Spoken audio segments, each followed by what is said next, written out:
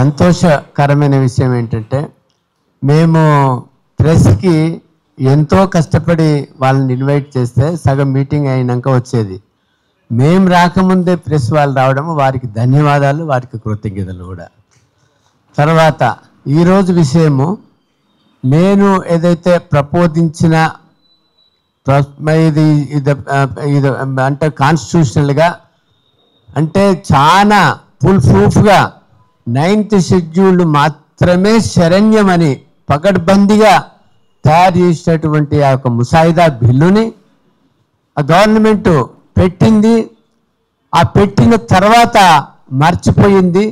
9th షెడ్యూల్లో ఎలా కలుపుకోవాలనో ఇప్పుడు రకరకాల వాళ్ళు దీన్ని అర్థం చేసుకోలేక లేకపోతే వాళ్ళు ఇదివరకు అన్న మాటలను సరిదిద్దుకోకుండా ఇప్పుడైనా సమర్థించకుండా కొన్ని వక్ర మార్గాలు ఆ ద్వారా మాట్లాడడం అది సరికాదు. అందుకనే ప్రజలకు తెలపజేయాలి. ఇది రాజ్యాంగ సవరణ. 9th షెడ్యూల్ అంటే కూడా రాజ్యాంగ సవరణే. ఎందుకంటే రాష్ట్రము ఆర్టికల్ 31C ప్రకారం చేసిన చట్టాన్ని గవర్నర్ ఆమోదం పొందిన తర్వాత కేంద్ర ప్రభుత్వం క్యాబినెట్ ఆమోదం పొంది ఉభయ సభల్లో క్లియర్ చేస్తే అది రాష్ట్రపతి నోటిఫికేషన్ ఇస్తే 9th షెడ్యూల్లో రాజ్యాంగ సవరణ జరిగి అది రాజ్యాంగంలో ఒక భాగం 31B కింద 9th షెడ్యూల్లో నోటిఫికేషన్ ఇస్తారు, అది ఇస్తారు. అది ఫైనల్. అది దేర్ఫోర్ రాజ్యాంగ సవరణ జరగాలని ముఖం తెలియని, రాజ్యాంగం తెలియని, లా తెలియని కొంతమంది ఇప్పటికి కూడా వితండవాదం చేయడం వాళ్ళ యొక్క అజ్ఞానతానికి నిదర్శనమని చెప్పక తప్పదు. ఇది ఒక్క రాజ్యాంగ సవరణ కాదు. ఏదైతే ఈడబ్ల్యూఎస్ రిజర్వేషన్స్ రాజ్యాంగ సవరణ చేసి 50% క్యాప్ని దాటకూడదో ఈ 9th షెడ్యూల్ కూడా 50% దాటడానికి ఇది రాజ్యాంగ సవరణ. ఇది అన్ని రకాలుగా చట్టబద్ధత కలిగిన కాన్స్టిట్యూషనల్ వ్యాలిటీ ఉన్నటువంటి ఈ యొక్క చట్టం ఇది. కాబట్టి కేంద్ర ప్రభుత్వం గిన బీజేపీ మెజారిటీ ఎంపీలు ఉన్నారు కాబట్టి వాళ్ళు చేసుకోకుండా వాళ్ళకు చిత్తశుద్ధి ఉంటే 9th షెడ్యూల్ కాకుండా ఇంకా 2 మార్గాలు కూడా ఉన్నాయి. కానీ అది సాధ్యమయ్యే పని కాదు. ఎట్లయితే ఈడబ్ల్యూఎస్ రిజర్వేషన్స్ ఉందో అది వాళ్ళకు ఎస్సీ ఎస్టీలకు జనాభా ప్రాతిపాదిక మీదుగా ఉద్యోగాలు ఉన్నాయో బీసీలకు కూడా అట్లా 15(4), 16(4) సవరించుకోవచ్చు. లోకల్ బాడీస్లా 242D అండ్ T6 కూడా సవరించుకోవచ్చు. కానీ అది సవరించాలంటే మొత్తం భారతదేశంలో ఉన్నటువంటి ఎంపీలు రాజ్యసభ లోక్సభలో ఉన్న వాళ్ళు అనుకుంటే ఆ రాజ్యాంగ సవరణ కూడా జరుగుతుంది. అల్టిమేట్గా అది 2026 కొలగన్న తర్వాత ఆ యొక్క పోరాటాన్ని కూడా మేము ఇక్కడి నుంచే ప్రారంభిస్తామని మీతో మనవి చేసుకుంటున్నాను.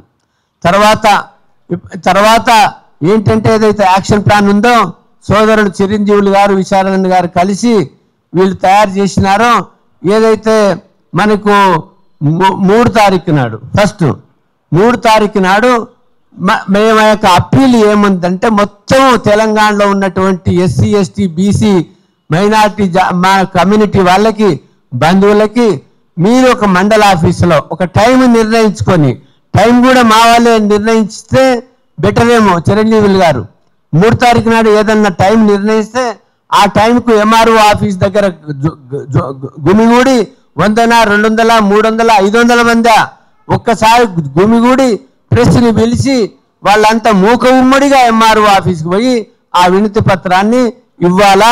ఆ వినతి పత్రం మోడల్ కూడా తయారవుతుంది. ముఖ్యంగా రాజ్యాంగంలో సవరణ జరగాల. దీనికి 42% లోకల్ బాడీల్లో ఒక్క బీసీలకు మాత్రమే. ఎస్సీ ఎస్టీలకు మా డిమాండ్ ఏంది, వాళ్ళకు కులగణన తెలంగాణ ప్రభుత్వం చేసిందో ఆ కులగణన లెక్కల ప్రకారం ఇవ్వాలి. కానీ వాళ్ళకు కూడా అన్యాయం చేసి 2011 కాస్ట్ సెన్సస్ ప్రకారం ఇవ్వడము అది అన్యాయమే. ఇప్పుడైతే వాళ్ళు ప్రపోజ్ చేసిన కాడికి సాధించుకొని దానికి పోరాడతాము. అది ఎప్పుడైనా రాజ్యాంగ సవరణ అక్కర్లేదు, వాళ్ళు లోకల్ దాంట్లో ఇవ్వచ్చున్నది. దాని తర్వాత మనకు 4 తారీఖు నాడు కలెక్టరేట్ ఆఫీస్లో అక్కడ కూడా మేమందరినీ అప్పీల్ చేస్తున్నాము.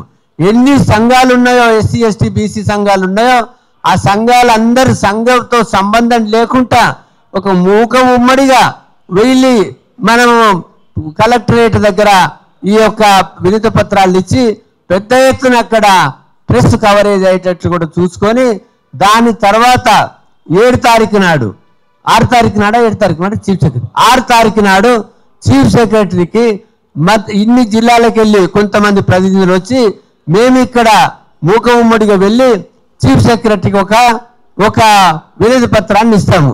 మూక ఉమ్మడిగా వినతి పత్రాన్ని ఇచ్చిన తర్వాత 7వ తారీఖు నాడు మొత్తం జిల్లాలకు వెళ్ళి ప్రతినిధులని తయారు చేసుకొని మేమైతే ఈ ఒక కామారెడ్డి పట్టణంలో ఒక పెద్ద మీటింగ్ పెట్టుకొని అవగాహన సదస్సును పెట్టుకొని మళ్ళా ఎప్పుడు మేము చైతన్య యాత్ర చేయాలా, అవగాహన సదస్సులు నడుపుకోవాలా, ఊరూర్లో ఎట్లా మేలుకొల్పాలా, ఊరూర్లో మనకు అన్యాయం ఎంత ఎన్ని సంవత్సరాలకు 1000 సంవత్సరాలకి వెళ్ళి అన్యాయం అయింది. మన బ్రిటిష్ గవర్నమెంట్ రాకముందు ఈవెన్ మనకు ముస్లిం రాజ్యంలో ఉన్నప్పుడు కూడా ఎట్లా ఆ అగ్ర కులాల వాళ్ళు చాతుర్వర్ణ సిస్టము, తర్వాత మను సిద్ధాంతము, తర్వాత మనకు స్త్రీలకు హక్కు లేకుండా అంటే ఈ రకమైన ఒక చెడు భావజాలాన్ని చరిత్రని సృష్టించి మనల్ని ఎక్స్ప్లాయిటేషన్ ఇంజస్టిస్ తరతరాలుగా చేస్తున్నారో దాన్ని 1000 సంవత్సరాలు ఉన్నటువంటి అన్యాయాన్ని రూపుమాపడానికి ఏదైతే మనకు అందరికీ తెలుసు కదా, యదా యదాహిష్య ధర్మస్య గ్లానిర్భవతి భారత, ఎప్పుడైతే ప్రపంచంలో ఈ యొక్క అన్యాయము అద్రగణము ప్రజ్వలింపజేస్తుందో అప్పుడు ఆ పరమాత్ముడే వచ్చి ఈ మనుషుల ద్వారా ఇటువంటి కార్యాన్ని తయారు చేస్తాడు. కాబట్టి ఈ కార్యము ఇది దైవ కార్యము, ఇది సామాజిక కార్యము, ఇది బడుగు బలహీన వర్గాల కార్యము, ఇది బహుజనుల కార్యము, రాజ్యాంగబద్ధంగా చేసే కార్యం. కాబట్టి దీనికి అందరూ కూడా ధనవంతులు ఉన్నారు, బీద వాళ్ళు ఉన్నారు, మధ్యతరగతుల వాళ్ళు ఉన్నారు, ఎవరికి తోచినట్టు వాళ్లకు ఏదో వాళ్లకు ఉడతా భక్తి సహాయం చేసి ప్రజలే ఓన్ చేసుకొని ప్రజలే ముందుకు వెళ్ళాలని నా యొక్క మనవి. ఇంకొక మనవి నాకేంటంటే, నా పేరు ఈశ్వరయ్య మాత్రమే, గౌడని మా నాయన పెట్టలే. తర్వాత ఒట్టి ఈశ్వర, నేను హైకోర్టు న్యాయమూర్తిని అయినప్పుడు రాష్ట్రపతి కన్ఫర్ చేసిన టైటిల్, చచ్చిపోయిన తర్వాత కూడా లేట్ జస్టిస్ ఈశ్వరయ్య అని అంటారు. సో జస్టిస్ తరతరాలుగా నేను నా పేరున్నంత వరకు ప్రపంచంలో జస్టిస్ ఉంటుంది. పత్రికల వాళ్ళు కూడా ఈశ్వరయ్య అని రాస్తారు, మా సోదరులు కూడా ఈశ్వరయ్య అని పలుకుతారు. అది మా జ్యుడిషరీకి కూడా పోయి ఈశ్వరయ్య పోయి వాళ్ళ దాంట్లో పోయి మా పరువు తీస్తుండని వాళ్ళు అనుకోకుండా ఎన్నిసార్లు ఈశ్వరయ్య అన్నా కూడా జస్టిస్ ఈశ్వరయ్య అని మాత్రమే అనాలా. ఎందుకంటే మా దగ్గర ఎవరో ఆర్గ్యూ చేస్తే చీఫ్ జస్టిస్ దగ్గర ఒకసారి ఆర్గ్యూ చేసినాము, ఆయన జడ్జి ఆయన ఎవరు లేరే, ఎవరైనా అటెండరా సూపర్వైజరా అని అన్నారు. అంటే ఆ రకంగా మనకు ఎవరి మర్యాద వాళ్ళకి ఇచ్చుకోవాలా, ఎవరి సివిలైజేషన్ వాళ్ళకు ఉంచాలా, అదొకటి.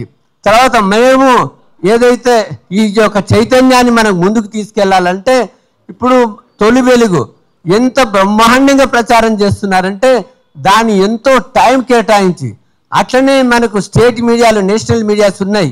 మేము ఎప్పుడైనా మీ యొక్క ఇంటర్వ్యూస్కి మేము సిద్ధంగా ఉన్నాము, మీ ప్రశ్నలకు సిద్ధంగా ఉన్నాము.